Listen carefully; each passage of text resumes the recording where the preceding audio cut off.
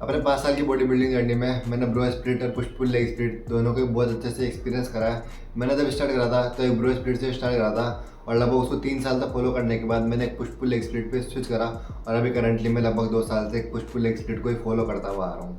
अब देखो यार, सबसे पहले तो समझ लो मैं किसी भी स्प्लिट की यहाँ पे बिचिंग करने नहीं आया हूँ कि यार वो स्प्लिट तो खराब है या फिर स्प्लिट में तो ये है ही नहीं, मैं तुम्हें यहाँ पे बताने आया हूँ कि बेसिकली इन दोनों स्प्लिट्स के बीच में मेन डिफरेंस क्या है और कौन सा स्प्लिट तुम्हारे लिए बेस्ट रहेगा अकॉर्डिंग टू योर गोल्स। तो ऐसा नहीं है कि ब्रो स्प्लिट खराब है या फिर कुछ लेग स्प्लिट अच्छा है, नहीं, दोनों ही बहुत अच्छे स्प्लिट्स है, लेकिन कौन सा स्प्लिट तुम्हारे लिए बेस्ट रहेगा it totally depends on your goals. अब तुम्हारा गोल कुछ भी हो सकता है, लाइक मसल स्ट्रेंथ को इंक्रीज करना या फिर मसल एंड्योरेंस को इंक्रीज करना या फिर मैक्सिमम मसल हाइपरट्रॉफी को अचीव करना या फिर कुछ भी। So it depends on that. तो वो भी मैं तुम्हें बताऊंगा और मैं तुम्हें यही बताऊंगा कि ब्रो स्प्लिट में मैंने क्या क्या वो प्रोज देखे जो कि मैंने पुश पुल लेग स्प्लिट में नहीं देखे, या फिर पीपीएल के अंदर क्या वो प्रोज देखे जो कि मैंने ब्रो स्प्लिट में नहीं देखे। और तुम्हें यही बताऊंगा कि जब मैंने है ना ब्रो स्प्लिट से पुश पुल लेग स्प्लिट में स्विच करा था ना, तो बस 3 से 4 महीने के अंदर अंदर मैंने अपनी बॉडी में क्या वो ड्रेस्टिक चेंजेस फील करे थे। लेकिन यार इससे पहले अभी तक तुम लोगों ने चैनल को सब्सक्राइब नहीं करा तो पहले जाओ और सब्सक्राइब करके आओ और वीडियो अच्छे लगे तो लाइक भी कर देना। इस टाइप का कंटेंट तुम्हें भर भर के मिल जाएगा इस चैनल पे। और अगर तुम्हें कुछ बेहतरीन रील्स देखने का शौक है तो तुम लोग मुझे इंस्टाग्राम पे फॉलो कर सकते हो। मेरा इंस्टाग्राम हैंडल है हर्ष लिफ के नाम से, तो एक बार जाओ और जरूर चेकआउट करके आना है, you will not regret it for sure. अब देखो, सबसे पहले समझ लेते हैं कि ब्रो स्प्लिट का आखिर मतलब होता क्या है। ब्रो स्प्लिट का मतलब होता है जब तुम लोग अपनी हर एक मसल ग्रुप को वीक में बस एक बार ट्रेन करते हो। फॉर एग्जाम्पल जैसे तुमने मंडे को ट्रेन करी अपनी चेस्ट, फिर ट्यूसडे को तुमने ट्रेन करी अपनी बैक, फिर वेडनेसडे को लगाया तुमने legs and so on. And push pull legs का मतलब होता है कि जब तुम लोग अपनी हर एक मसल ग्रुप को वीक में 2 या 2 से ज़्यादा बार ट्रेन करते हो। फॉर एग्जाम्पल जैसे तुम लोगों ने मंडे को ट्रेन करी अपनी चेस्ट, शोल्डर, ट्राइसेप्स, ट्यूसडे को तुम लोगों ने लगाया बैक एंड बाइसेप्स, वेडनेसडे को तुमने ट्रेन करा अपने लेग्स, और फिर अब जो बचे हुए 3 दिन है तुमने यही सेम शेड्यूल रिपीट करा। तो इससे क्या हुआ, तुम्हारी हर एक मसल वीक में 2 बार ट्रेन हो गई। तो ये होता है पुश पुल लेग्स के अंदर। तो दोनों के बीच में जो खेल है ना वो है मेन फ्रीक्वेंसी का, यानी कि तुम लोग अपनी हर एक मसल ग्रुप को वीक में कितनी बार ट्रेन कर रहे हो। ब्रो स्प्लिट तुम लोग 1 बार ट्रेन कर रहे हो और पुश पुल लेग स्प्लिट तुम लोग 2 बार कर रहे हो। तुम लोग चाहो तो 3 बार भी ट्रेन कर सकते हो, लेकिन यार अगर तुम लोग 3 बार ट्रेन करोगे ना तो तुम्हें एक दिन में बहुत सारी डिफरेंट मसल्स ग्रुप को ट्रेन करना पड़ेगा, जो कि आई थिंक इतना ऑप्टिमल नहीं है। और मैं तो 2 बार ट्रेन करता हूँ, इसलिए मैं उसी पे बताऊंगा तुम्हें। अब देखो, अब मैं तुम्हें मेजर पॉइंट बताऊंगा जो कि मैंने ब्रो स्प्लिट को फॉलो करते टाइम देखे थे, एंड देन उसके बाद मैं तुम्हें बताऊंगा वो पॉइंट्स जो कि मैंने पुश पुल लेग स्प्लिट को फॉलो करते टाइम देखे हैं। तो सबसे पहले बात कर लेते हैं ब्रो स्प्लिट की, और फिर उसके बाद में तुम्हें पुश पुल लेग स्प्लिट के बारे में बता दूंगा। अब देखो, ब्रो स्प्लिट में मेरे साथ क्या होता था कि मुझे पता था कि मुझे एक दिन में एक ही मसल ग्रुप को ट्रेन करना है, फॉर एग्जाम्पल चेस्ट। तो इससे क्या होता था, मेरा जो पूरा का पूरा फोकस है ना वो मेरी चेस्ट पे रहता था। और इससे क्या था, मेरा जो मसल माइंड कनेक्शन है ना वो भी बहुत मैक्सिमम लेवल पे पहुंच चुका होता था। और जब तक मेरा वर्कआउट खत्म होता था ना यार, तब तक जो मेरा जो पंप है ना वो भी बहुत तगड़ा हो चुका होता था चेस्ट या फिर जो भी पर्टिकुलर मसल में ट्रेन कर रहा हूँ उस पर। तो यार ये एक बहुत बड़ा फायदा मिलता है ब्रो स्प्लिट में कि जो तुम्हारा जो पंप है ना वो तुम्हें बहुत नेक्स्ट लेवल देखने को मिलता है, जो कि शायद तुम्हें पुश पुल लेग स्प्लिट में देखने को नहीं मिलेगा। पर याद रखना, मैं बस पंप की बात कर रहा हूँ, मैं मसल ग्रोथ की बात नहीं कर रहा। दोनों में बहुत ज़्यादा डिफरेंस है, ठीक है। जो सेकंड जो सबसे इंपॉर्टेंट पॉइंट मैंने ब्रो स्प्लिट में नोटिस किया था ना यार, वो था स्ट्रेंथ का। जिस स्पीड से मेरी स्ट्रेंथ ब्रो स्प्लिट के अंदर बढ़ रही थी ना, उस स्पीड से मेरी स्ट्रेंथ नहीं बढ़ रही पुश पुल लेग स्प्लिट में। और यार आई थिंक कि नेचुरल भी है, क्योंकि अगर तुम लोग अपना सारा का सारा टाइम एक दिन केवल एक ही मसल ग्रुप को ट्रेन करने में लगा रहे हो तो तुम्हारी उस पर्टिकुलर मसल ग्रुप की स्ट्रेंथ इंक्रीज होगी। लेकिन यार ऐसा भी नहीं है कि पुश पुल लेग स्प्लिट में मेरी स्ट्रेंथ इंक्रीज नहीं हो रही है, लेकिन उतना रैपिडली नहीं हो रही जितना मेरी ब्रो स्प्लिट में हुआ करती थी। तो यार ये वो मेजर पॉइंट था जो कि मैंने नोटिस करा था इन दोनों स्प्लिट्स के बीच में। अब नेक्स्ट चीज जो मैंने एक्सपीरियंस करी ना यार, वो ये है कि तुम्हारे जो ब्रो स्प्लिट के जो सेशंस होते हैं ना वो थोड़ा जल्दी खत्म हो जाते हैं तुम्हारे पुश पुल लेग स्प्लिट्स के सेशन से। और यार मेरे साथ तो होता है, और आई थिंक थोड़े बहुत उन लोगों के साथ भी होता होगा जो कि पुश पुल लेग स्प्लिट को फॉलो कर रहे हैं। और यार मेरे साथ तो इसलिए होता है क्योंकि यार पुश पुल लेग में मैं एक से ज़्यादा मसल ग्रुप को ट्रेन करता हूँ। तो जैसे मैं एक मसल ग्रुप ट्रेन करने के बाद दूसरे मसल ग्रुप पे स्विच करता हूँ ना, तो मैं उस पर्टिकुलर मसल ग्रुप के कुछ सेट्स लगाता हूँ वार्म्स के, जिससे कि मेरी मसल ग्रुप एक एक्टिव स्टेट में आ जाए, एक वर्किंग कंडीशन में आ जाए, जिससे कि जब मैं उसके वर्किंग सेट्स लगाऊँ ना तो मुझे कोई इंजरी फील नहीं हो और मैं उन्हें काफ़ी स्मूथली लगा पाऊँ। तो यार आई थिंक ये रीज़न है कि जो मेरे वार्म्स होते हैं ना उनमें मुझे थोड़ा एक्स्ट्रा टाइम लग जाता है। तो इसलिए मैंने तुम्हें बोला कि तुम्हें ब्रो स्प्लिट में थोड़ा कम टाइम लगेगा देना पुश पुल लेग स्प्लिट में, क्योंकि ब्रो स्प्लिट में तुम्हें बार बार वार्म अप लगाने की जरूरत नहीं है, क्योंकि तुम केवल एक ही मसल ग्रुप पे फोकस्ड हो। तो तुम्हें उसके बार बार वार्म्स लगाने की डेफिनेटली जरूरत नहीं है यार। तो ये एक चीज़ है जो कि मैंने फील करी थी ब्रो स्प्लिट में, जो कि मैंने पुश पुल लेग स्प्लिट में नहीं करी। तो इसलिए मैंने तुम्हें बता दी। तो यार ये वो इतने सारे पॉइंट्स जिनकी वजह से मुझे लगता है कि ब्रो स्प्लिट का एक अपर हैंड है इन पर्टिकुलर पॉइंट्स में, जो कि पुश पुल लेग स्प्लिट्स में नहीं है। और यार ब्रो स्प्लिट एक बहुत अच्छा ऑप्शन होता है तुम्हारे लिए अगर तुम्हें अपनी मसल स्ट्रेंथ को इंक्रीज करना है या फिर तुम्हें मसल्स को बिल्ड करना है तब भी। और यार मुझे ब्रो स्प्लिट पहले ही पसंद था और आज भी बहुत पसंद है। और यार जब मैं लोगों को देखता था ना कि वो एक दिन में 3 एक्सरसाइज को कर रहे हैं, तो सबसे पहले तो यार मैं सोचता था कि मैं तो कभी 3 मसल ग्रुप को एक साथ ट्रेन नहीं कर पाऊंगा। और ये मैं उस टाइम इसलिए सब बोलता था क्योंकि मुझे पता नहीं था पुश पुल लेग स्प्लिट को एक्चुअली में फॉलो कैसे करते हैं, पर अब तो अच्छे से पता है। तो यार ये मैं सोचता था कि अगर मैं चेस्ट में 6 एक्सरसाइज लगा रहा हूँ, तो अगर मैं 3 मसल ग्रुप ट्रेन करूँगा तो 6 6 6 18 एक्सरसाइज हो गई मेरी, तो बॉडी की बैंड ही बच जाएगी, मैं तो मतलब कर ही नहीं पाऊंगा। तो यार ये भी एक बहुत बड़ा ब्लंडर था उस टाइम मेरे माइंड में। और सेकंड में ये सोचता था कि यार मैं उस लेवल का कॉन्सेंट्रेशन या फोकस ही नहीं रख पाऊंगा जैसे मैं स्विच करूँगा from one muscle group to another. तो यार ये भी एक वो रीज़न था जिसकी वजह से मैं पुश पुल लेग स्प्लिट को फॉलो करने से डरता था। लेकिन यार फिर बाद में मैंने जाना कि ऐसा बिल्कुल भी नहीं है, ये तो एक वहम था मेरे दिमाग में या फिर मन में, जो भी तुम कह रहे हो।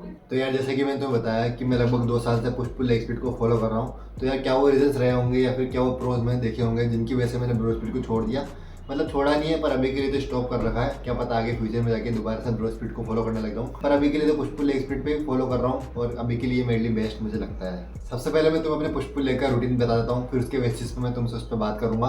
तो सबसे पहले मंडे को मैं ट्रेन करता हूँ चेस्ट शोल्डर ट्राइसेप्स, फिर ट्यूसडे को मैं ट्रेन करता हूँ बैक एंड बाइसेप्स, फिर वेडनेसडे को मैं ट्रेन करता हूँ लेग्स, और फिर मैं इस टाइम शेड्यूल को बाकी के अगले तीनों दिन भी फॉलो करता हूँ।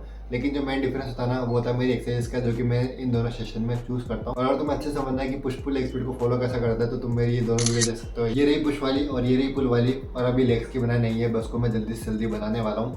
तो इन दोनों को तुम लोग जाके चेकआउट कर सकते हो, यहाँ पे मैंने अच्छे से डीप में एक्सप्लेन कर रखा है। और यार कुछ लोग हैं ना अपने लेग्स के साथ अपने शोल्डर को ट्रेन करते हैं, जो कि गलत नहीं है, सही है। लेकिन यार मैं तो अपने चेस्ट और ट्राइसेप्स के साथ ही अपने शोल्डर को ट्रेन करना पसंद करता हूँ, क्योंकि यार मुझे तो बिल्कुल भी फील नहीं आएगा अगर मैं अपनी लोअर बॉडी के साथ अपनी अपर बॉडी को ट्रेन करूँ। और अगर तुम लोग नोटिस किया होगा, लेग्स करने के बाद है ना तुम्हारे जो अपर बॉडी है थोड़ी श्रिंक हो जाती है, जिनको बॉडी डिस्मोर्फिया वो लोग समझ सकते हैं। तो यार और मजा नहीं आएगा अपने शोल्डर्स को ट्रेन करने में, इसलिए मैं ना एक अलग ही सेपरेट दिन रखता हूँ अपने लेग्स को ट्रेन करने का, और उस दिन मैं केवल लेग्स ही ट्रेन करता हूँ और कुछ नहीं करता। और यार पुश पुल लेग स्प्लिट को फॉलो करते करते लगभग जब मुझे 3-4 महीने हो गए थे ना, तब मैंने अपने फिजिक में काफी ड्रेस्टिक चेंजेस नोटिस किए थे। और यार पुश पुल लेग एक ज्यादा ऑप्टिमल वे है than bro split to achieve maximum muscle hypertrophy, जो कि बेस्ट होता है मसल बिल्डिंग के लिए। आप देखो पुश पुल लेग स्प्लिट में सबसे बड़ा डिफरेंस मैंने नोटिस किया वो क्या था कि जब मैं ब्रो स्प्लिट में है ना बल्किंग कर रहा था ना, तो मान लो मेरा मसल मास इस लेवल या फिर इस परसेंटेज से इंक्रीज कर रहा था, तो ऑब्वियसली अब मैं बल्किंग कर रहा हूँ तो मेरा जो फैट है वो भी बढ़ रहा होगा, तो मान लो वो इस लेवल से बढ़ रहा था। अब जब मैंने पुश पुल लेग पे स्विच करा ना, तो मैंने ये नोटिस करा कि जो मेरा मसल मास है ना यार, वो लगभग